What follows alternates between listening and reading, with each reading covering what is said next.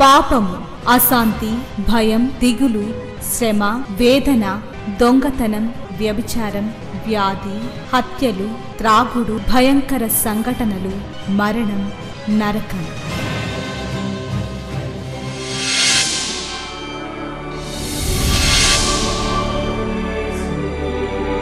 సిలువలోనే పాప క్షమాపణ, పరిశుద్ధ జీవితం, ప్రేమ, వాక్య ధ్యానము, నెమ్మది, సహవాసం, నిత్య జీవం.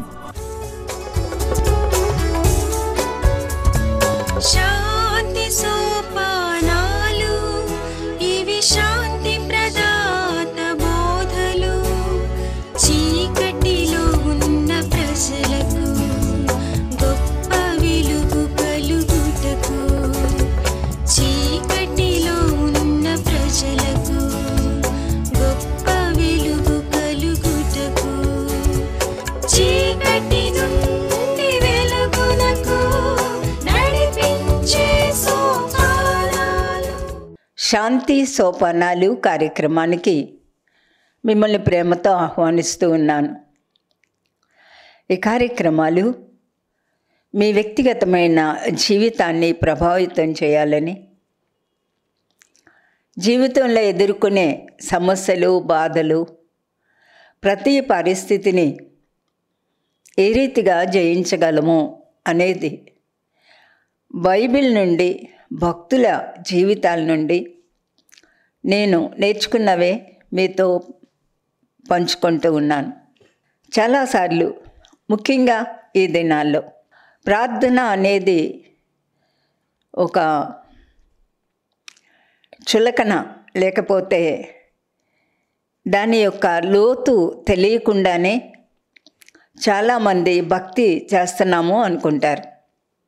తరచుగా నాకు ఫోన్ చేసిన ఇంచుమించు ప్రతి ఒక్కరిని కూడా, మీరు ఎంతసేపు ప్రార్థన చేస్తారు అంటే, చాలా తక్కువ మంది మేము టైం దొరికినప్పుడు ప్రేయర్ చేసుకుంటాం, రోజంతా చేసుకుంటాం, తెల్లవారు లేసి చేస్తాం అనేది చెప్తారు. ఎక్కువ మంది ఒక 5 నిమిషాలు, 10 నిమిషాలు. ఒక ఆమె అయితే, నాకు కుదరదమ్మా ప్రార్థన చేసుకోవడం, బోళ్ళు పనులు ఉంటాయి నాకు అంది. చూడండి, చెట్టు ఫలించాలి అంటే దాని వేరు లోతుగా, బలంగా, ఏ పురుగు ఏదీ లేకుండా ఉన్నప్పుడు ఆ వేరును బట్టి ఆ చెట్టు ఎదుగుదల, దాని యొక్క ఫలాలు ఇచ్చే శక్తి ఉంటుంది. అలాగే ప్రార్థనా జీవితం అనేది మన జీవితానికి ఒక వేరైతే, మన జీవితంలో ప్రతి పరిస్థితిని ఎదుర్కొంటూ విజయవంతంగా జీవించాలి అంటే దేవుని యొక్క వాక్యానికి విధేయత చూపిస్తూ, కోపాలు, ద్వేషాలు, కక్షలు, అసూయలు, క్షమించలేని మనస్తత్వం, ఇలాంటివి ఏవి కూడా లేకుండా పరిశుద్ధంగా, పవిత్రంగా, వాక్యానికి అనుకూలంగా ఉంటూ, అది మన వేరు. అప్పుడు మనం ప్రార్థన చేయాలి. ప్రార్థన అనేది ఇంకొక మాట కూడా చెప్పాలని ఆశపడతా ఉన్నాను. మనందరికీ కూడా సమస్యలు ఉంటాయి, చాలా బాధాకరమైన సమస్యలు ఉంటాయి, దారుణమైన పరిస్థితులు, కన్నీరు, ఎదుర్కోలేని పరిస్థితులు ఉంటాయి.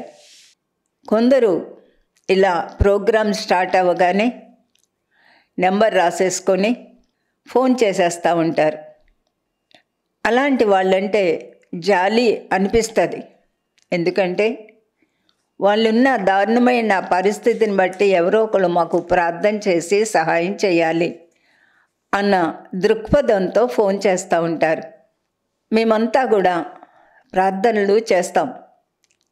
ఇలాంటి కార్యక్రమాలు నిర్వహించేటప్పుడు మా కోసం మేము ప్రార్థన చేసుకుంటాం, దేవుని మీద ఆధారపడతాం, మీ అందరి కోసం కూడా ప్రార్థన చేస్తాం. కానీ మనకి దాహం వేస్తే మనమే మంచినీళ్ళు తాగుతాం. మనకి ఆకలేస్తే వ్యక్తిగతంగా భోంచేస్తాం.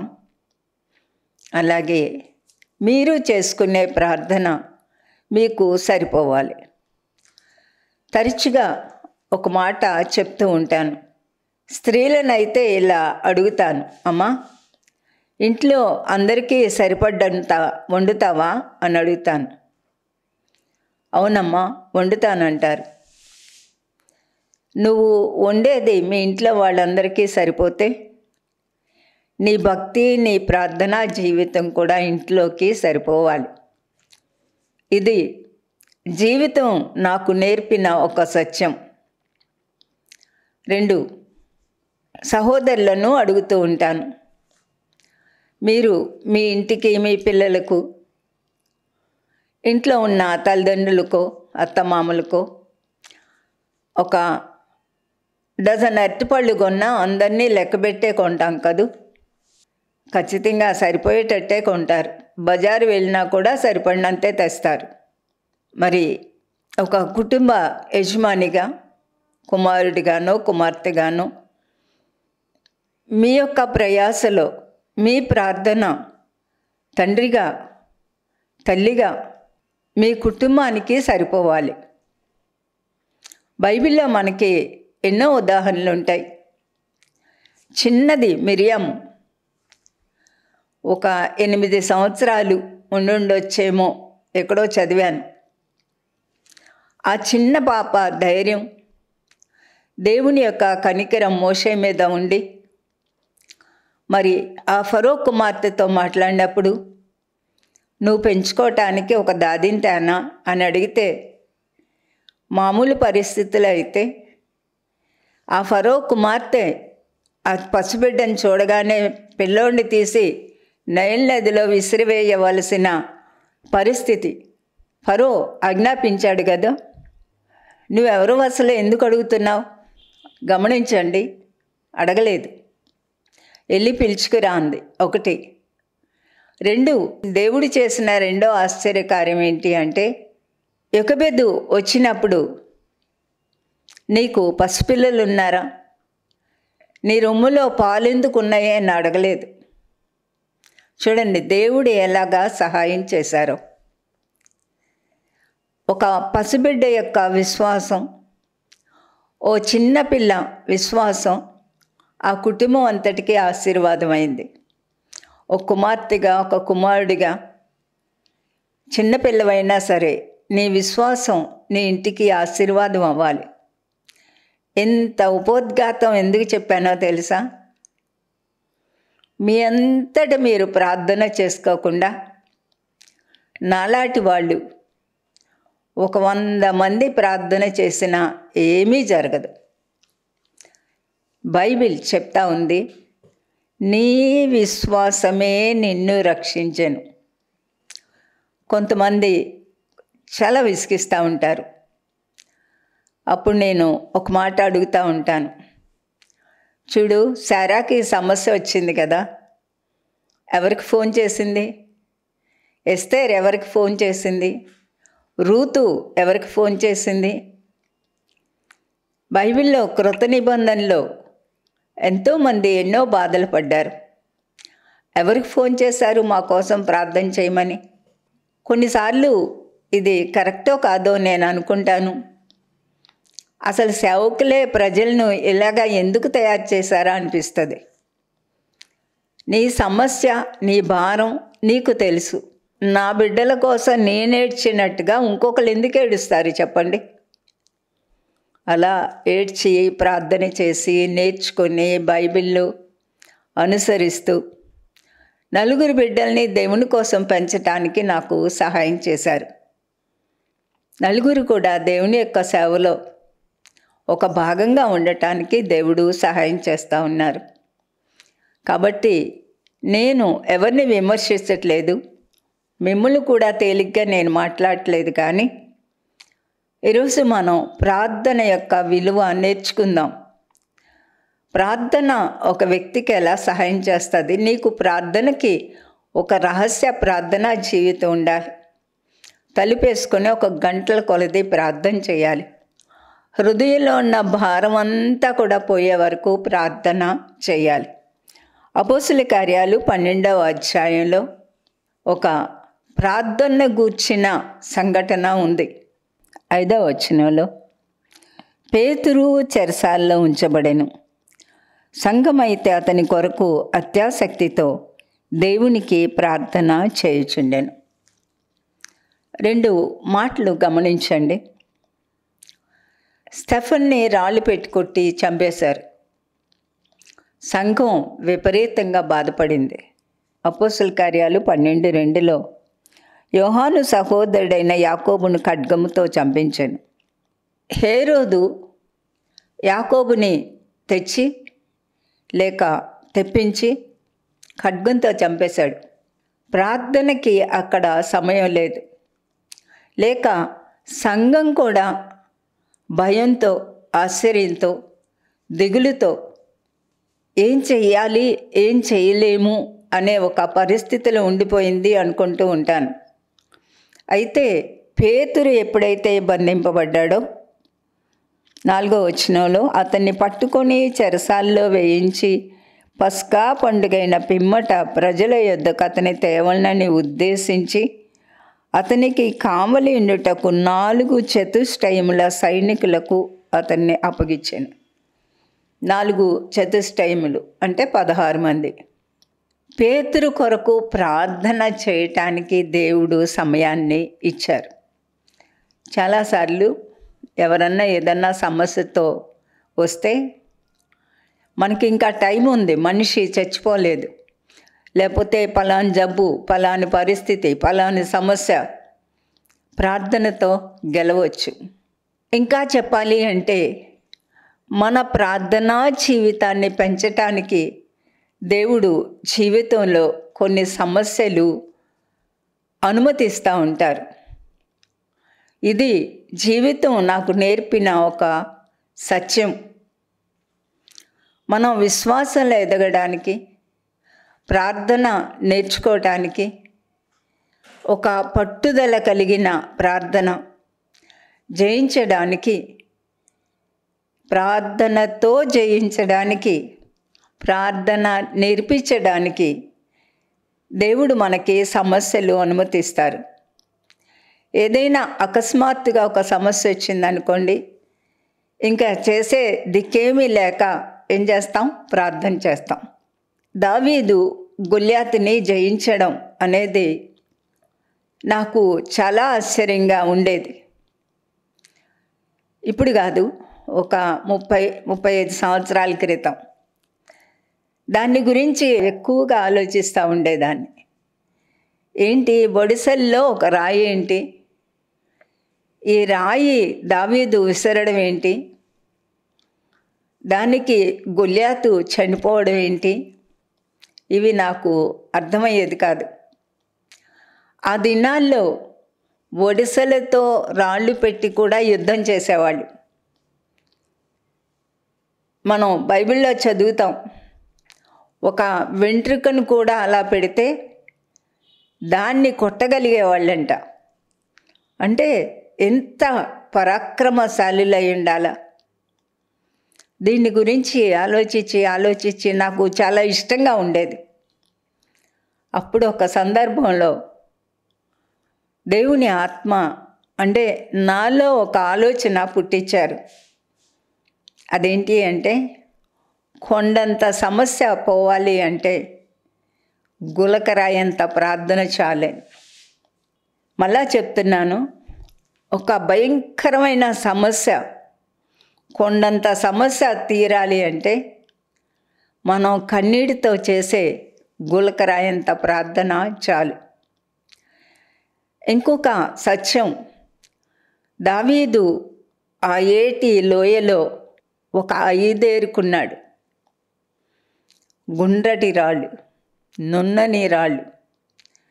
ప్రార్థన చెయ్యాలి అంటే హృదయంలో ఎలాంటి అవకతవకలు ఉండకూడదు.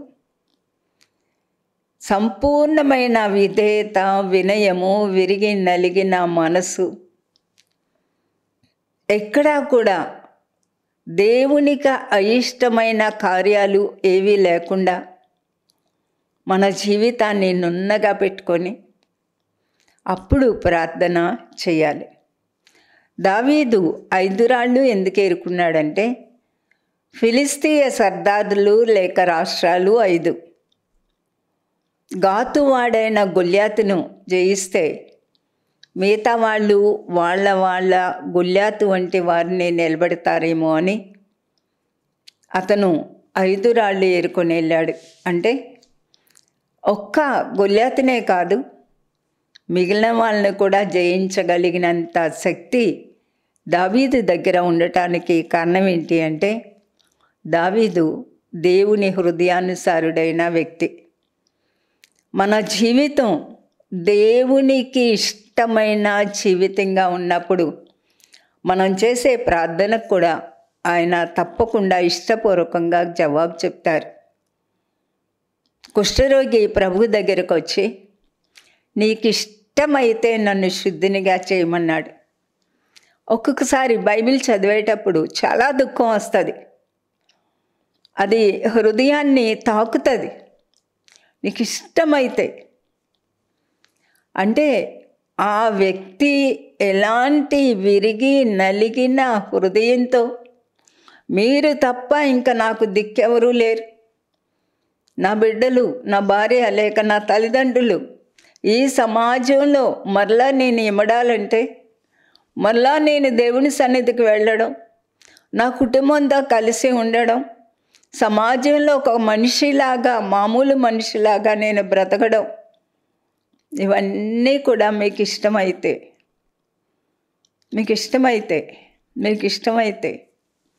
ఆ మాట ఎంత గొప్ప మాటో.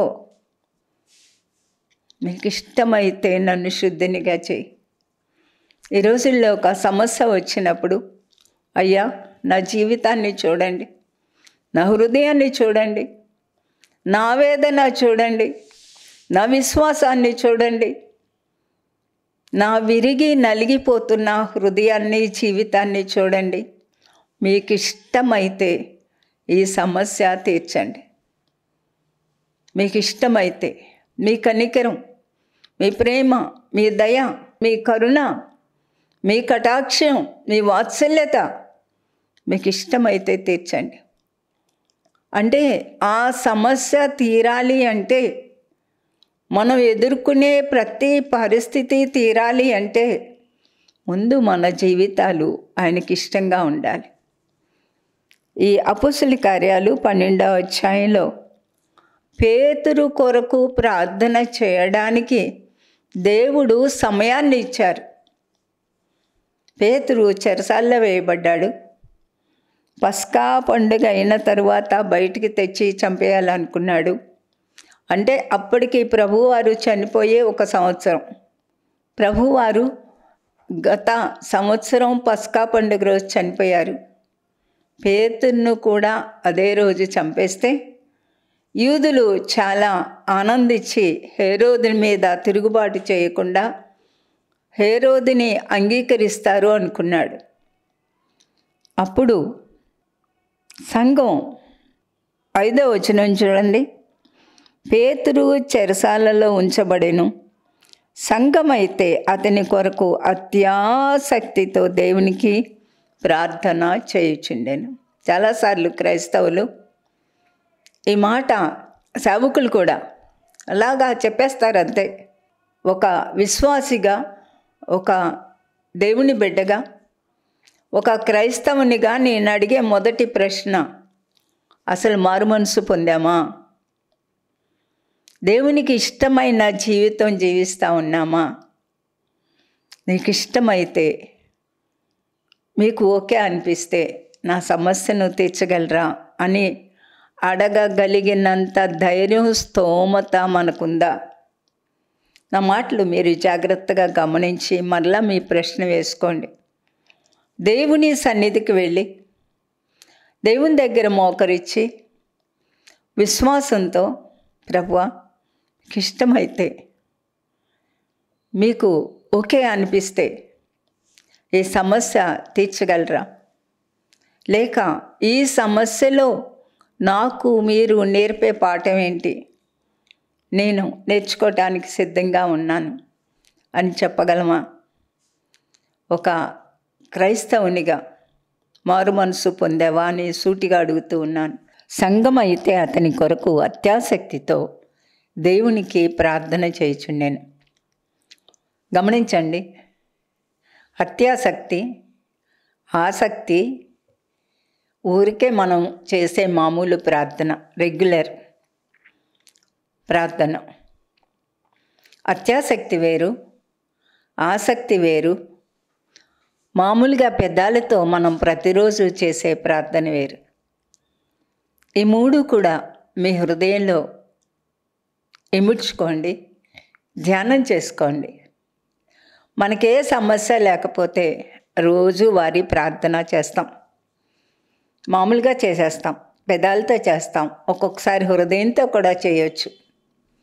రెండవది, పిల్లలకి పరీక్షలో లేకపోతే ఇంట్లో ఏదో పరిస్థితి వచ్చిందనుకోండి, ఆ పరిస్థితి తీవ్రంగా లేకపోతే ఆసక్తితో ప్రార్థన చేస్తాం. పిల్లలకి పరీక్షలు అయ్యే వరకు ప్రార్థన చేస్తాం. జాబ్ రాలేదనుకోండి, ఆ జాబు వచ్చే వరకు ఆసక్తిగా ప్రార్థన చేస్తాం. అయితే అత్యాసక్తితో ఎప్పుడు ప్రార్థన చేస్తాం? ఒక వ్యక్తి మరణ గండంలో ఉన్నప్పుడు, ఒక యాక్సిడెంట్ అయ్యి ప్రాణం పోయే పరిస్థితిలో ఉన్నప్పుడు, లేకపోతే జాబు పోయి ఇంకా వేరే జాబ్ ఏమీ లేక అల్లాడేటప్పుడు, ఏదో కొన్ని తీవ్రమైన పరిస్థితులు వచ్చినప్పుడు అత్యాసక్తితో ప్రార్థన చేస్తాం. ఎప్పుడైతే స్టెఫను చంపివేయబడ్డాడు, యాకోబు చంపివేయబడ్డాడు, ఇప్పుడు మనం ఊరుకుంటే పేతురు కూడా చచ్చిపోతాడు. పేతురు సంఘంలో ఒక ప్రముఖమైన వ్యక్తి, ఆది సంఘాన్ని ప్రారంభించిన వ్యక్తి. పేతురు నడిస్తే అద్భుతాలు జరుగుతూ ఉన్నాయి. అలాంటి పేతురు బంధింపబడ్డాడు. ఒక స్త్రీ లేచి నిలబడింది. సాధారణంగా ప్రార్థన అనేటప్పటికీ పురుషుల కన్నా స్త్రీలు ఎక్కువ ప్రార్థన చేస్తారు. అలా అని ఏమనుకోకండి, పురుషులు కూడా చేస్తారు. దానియేలు గొప్ప ప్రార్థనాపరుడు. అయితే చాలామంది పురుషులు ఉద్యోగాలకు వెళ్తారు, ఎక్కువ మంది స్త్రీలు ఇళ్ళల్లో ఉంటారు, జాబ్స్ చేసుకునే స్త్రీలు కూడా ఉంటారు. ఏడవాలంటే పురుషుడి కన్నా స్త్రీ తేలిగ్గా ఏడవగలరు. అత్యాసక్తితో ఒక స్త్రీ లేచి నిలబడింది. ఆమె ఎవరు అంటే మార్కు తల్లి అయిన మరియ. జాన్ మార్క్ అనే అతని, ఆ యవనస్తుని యొక్క, మార్కు సువార్త రాసిన అతని యొక్క తల్లి మరియ. బైబిల్లో 6 మరియలు ఉన్నారు. ఈ మరియల్లో ఒక గొప్ప ప్రార్థనా పరురాలు మార్కు తల్లి అయిన మరియ. ఇక మనం ఊరుకుంటే లాభం లేదు అని మరి తన యొక్క గృహాన్ని ఒక ప్రార్థనా ఇల్లుగా చేసింది. పరిశుద్ధులందరినీ కూడా ఆహ్వానించింది, వాళ్ళని ప్రోత్సహించింది. మనం ప్రార్థన చెయ్యకపోతే పేతుర్ని చంపేస్తారు, మనం ప్రార్థనతో పేతుర్ని రక్షించుకోవాలి అనే ఒక ప్రేరణ ఇచ్చింది. ప్రస్తుతం ఈ క్రైస్తవ్యం బాగుపడాలి అంటే మీ ఇల్లు ఒక ప్రార్థనా గృహంగా మారిపోవాలి. ముందు నీకు అది అర్థం కావాలి. క్రైస్తవ్యంలో బైబిల్ బోధల కన్నా రకరకాల బోధలు వచ్చేసాయి.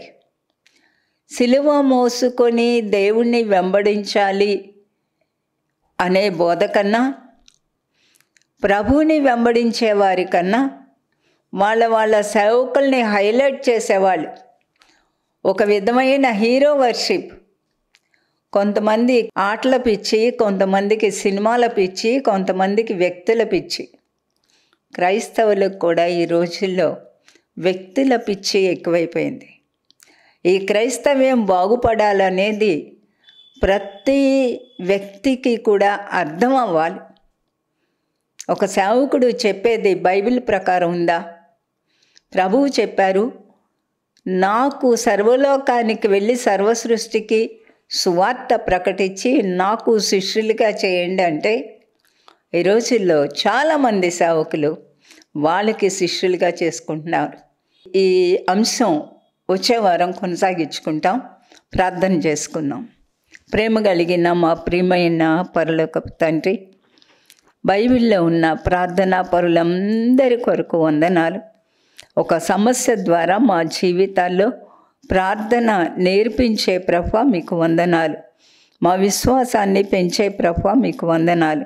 ఈ కార్యక్రమాలు చూస్తూ ఈ వాక్యాలు వినే ప్రతి ఒక్కరూ కూడా తమ తమ పరిస్థితులు జయించగలిగిన గొప్ప ప్రార్థనా వీరులుగా తీర్చిదిద్దమని మీకు అప్పగిస్తూ, వారు ఎదుర్కొంటున్న ప్రతి సమస్య కూడా మీరు అనుగ్రహించే ప్రార్థనా శక్తితో జయించడానికి, పూనుకోవడానికి సహాయం చేయమని ప్రార్థిస్తూ యేసు నామమున వేడుకుంటున్నాను తండ్రి. ఆమేన్. మహాదేవుడు మన ప్రభువు రక్షకుడునైన యేసుక్రీస్తు కృపా, దేవుని ప్రేమ, పరిశుద్ధాత్మ నిత్య సన్నిధి సహవాసం కూడి వచ్చిన మనందరికీ సదా తోడైండి నిత్యత్వాన్ని గూర్చిన నిరీక్షణతో కూడిన జీవితాలలోనికి నడిపించును గాక. ఆమేన్. పరిశుద్ధాత్మ మీ హృదయాలను ప్రేరేపించి ఈ మాటలు వినే ప్రతి ఒక్కరూ గొప్ప ప్రార్థనా పరులుగా, ప్రార్థనా వీరులుగా ఉండాలని కోరుతూ మిమ్మల్ని దీవిస్తూ ఉన్నాను. మా address Shrimati Joy Sam Benny, Emmanuel church 1-146 S Achyutapuram, Kakinada 4. మా ఫోన్ నెంబర్స్ 944-010-9893 మరియు 0884-237-6793. మరలా ఇదే సమయానికి ఇదే ఛానల్లో మనం కలుసుకుందాం. Thank you.